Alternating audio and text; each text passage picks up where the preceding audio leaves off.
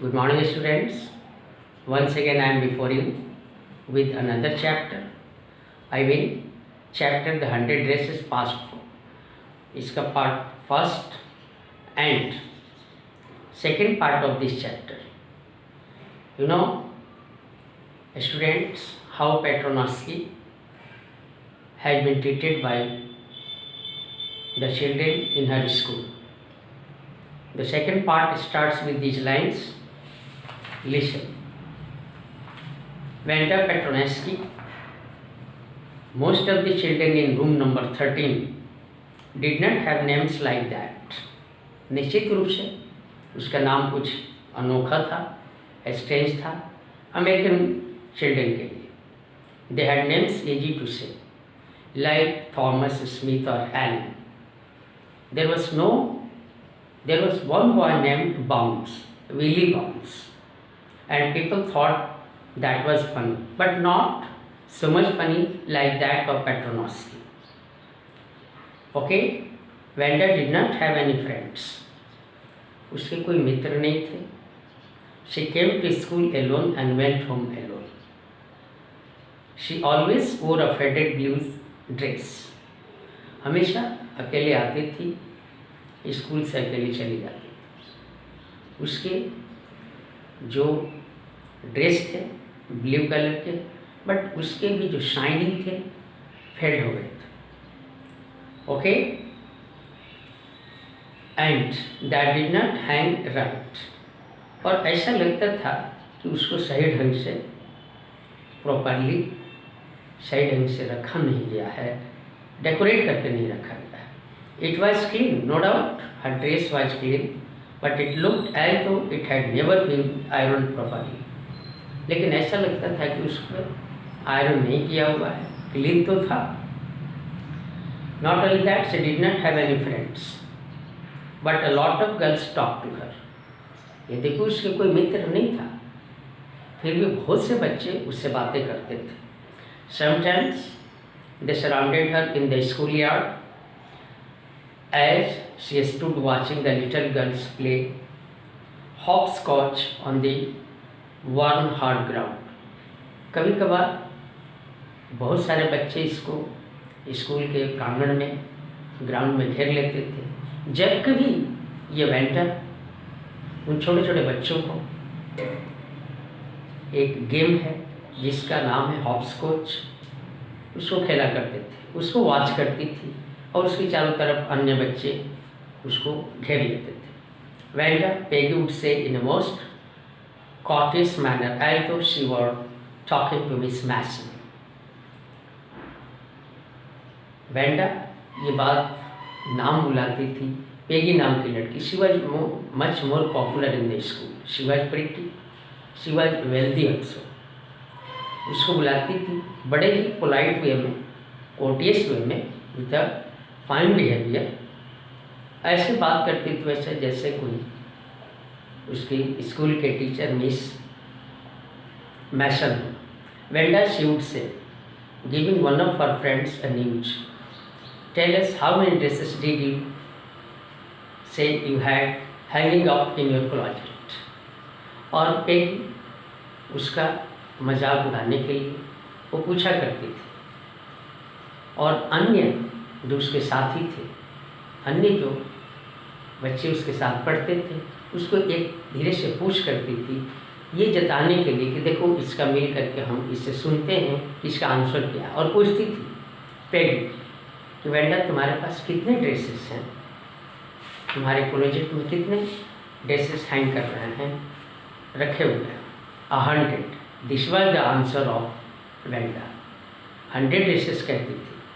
100, exclaimed all the little girls incredulously, and the little ones would stop playing hopscotch and listen. जैसे ही Wanda कही, उसने बोला कि मेरे पास 100 ड्रेसेस हैं, सारे बच्चे जितने उसके साथी थे दे गॉट स्टार्टेड. हालांकि उनके मन में किसी प्रकार की घृणा नहीं थी, बट दे वर सरप्राइज्ड ये सुन करके. और छोटे बच्चे जो गेम्स खेल रहे थे वो भी अपना गेम्स बंद करके और उनके बातों को सुनने के लिए एक्साइटेड हो जाते थे. Yeah, 100 and all lined up, said Vanda. और सारे सही ढंग से सजा करके क्लोजेट में रखे हुए हैं 100 dresses. Then her thin lips drew together in silence. फिर ये बात बोल के चुप हो जाती थी। What are they like all silk I bet said Perry. फिर पेरी बड़ा आनंद लेती थी उसको इस तरह के फनी बातों में फंसा करके, और कहती थी तो सारे सिल्क के मेड हो गए, सिल्क मेड हो गए, मैं एकदम बेट करती हूँ, ये शर्त लगाती हूँ। द आंसर वाज या ऑल सिल्क ऑल कलर्स।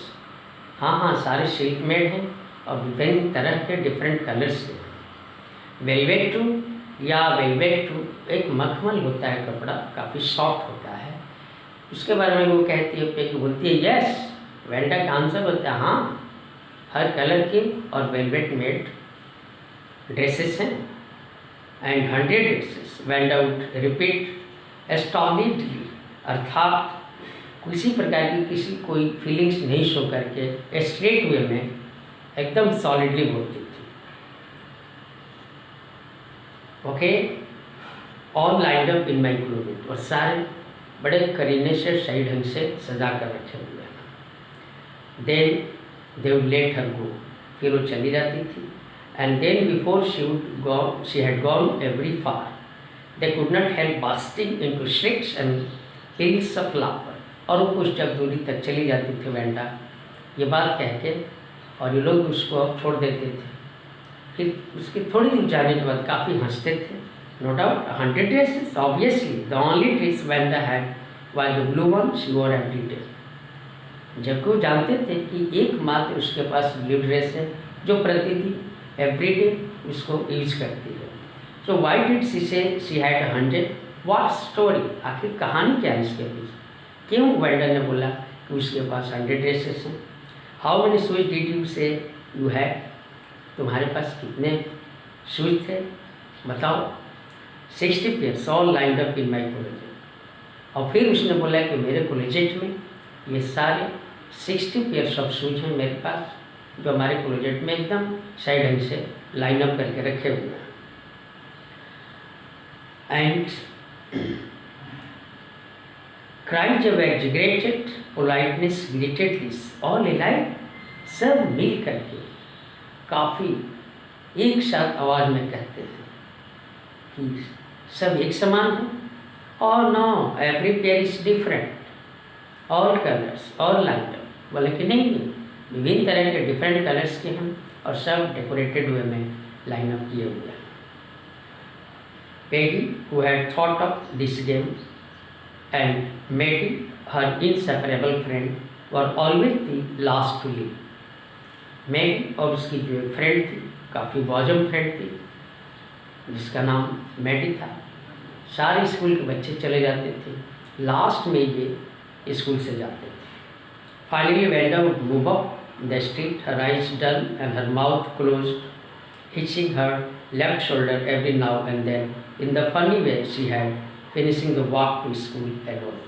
तो इस तरह से वेंडा अपने घर चली जाती थी अपने स्ट्रीट के माध्यम से।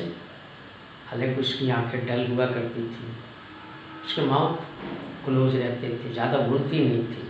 हिचिंग हर लेफ्ट शोल्डर, और कंधे को उचकाते हुए चलती थी बार बार। और इस तरह से एक इन बच्चों ने उसके अंदर से उसके मन में और उसके ऊपर एक मजाक का जरिया बना लिया था। Finishing the walk to school alone, और फिर इस तरह से स्कूल से सारे कार्यों को निपटा करके और अकेले घर पहुंचती थी। Peggy was not really cruel, हालांकि वो कठोर नहीं थी Peggy. She protected small children from bullies. जब कोई छोटे बच्चों को परेशान करता था उसको पेगी उनको प्रोटेक्ट करती थी। तो इस तरह से वो कहती थी, मतलब हम कह नहीं सकते that she was cruel. And she cried for hours if she saw an animal mistreated, और बहुत देर तक चिल्लाती रहती थी जब किसी जानवर के साथ मिसबिहेव किया जाता था, किसी बच्चे के द्वारा, किसी व्यक्ति के द्वारा। It shows that she was kind hearted, but the way she was treating Vanda You have to decide whether she was kind or not. Don't you think if anybody had said to her, don't you think that is a cruel way to treat Wanda? अगर कोई कहता था कि तुम इस तरह से behave करती हो वेंडा के साथ, क्या ये कठोरता नहीं है? She would have been very surprised. Cruel? Why did the girl say she had 100 dresses? जल्दी आप बोलते हो कि ये क्रूएल बिहेव है मेरी तरफ से? नहीं।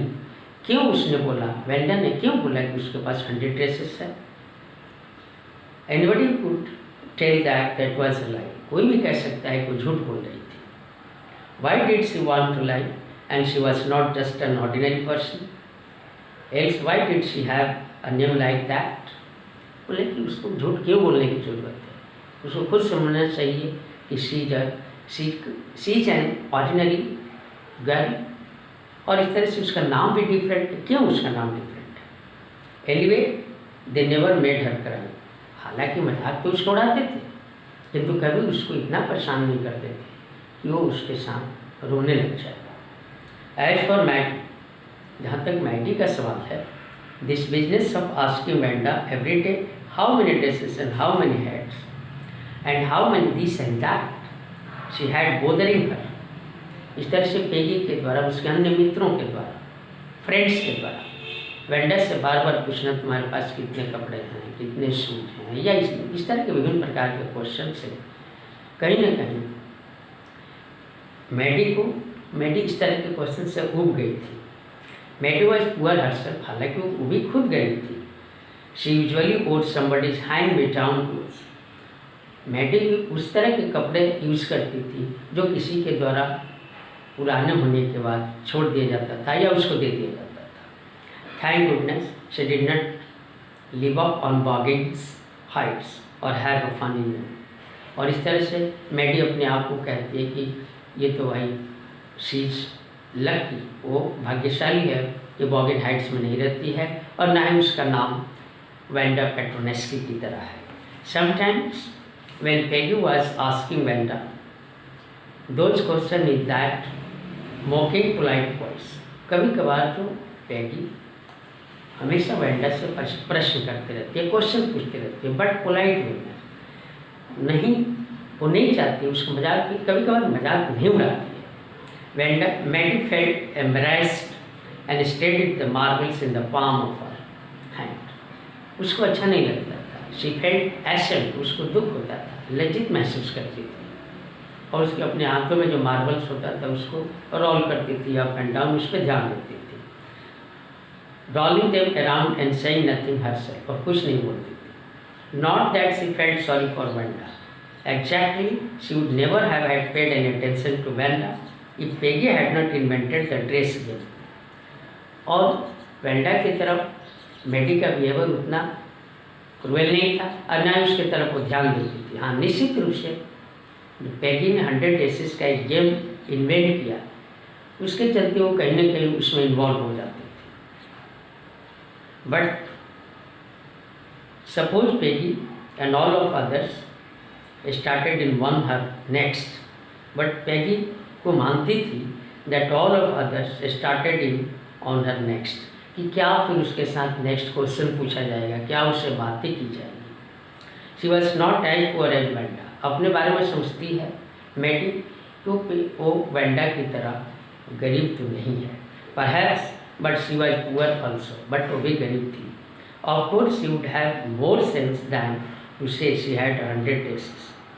उसके पास कुछ न कुछ सेंस तो है. क्यों उसने बोला उसके पास 100 dresses हैं?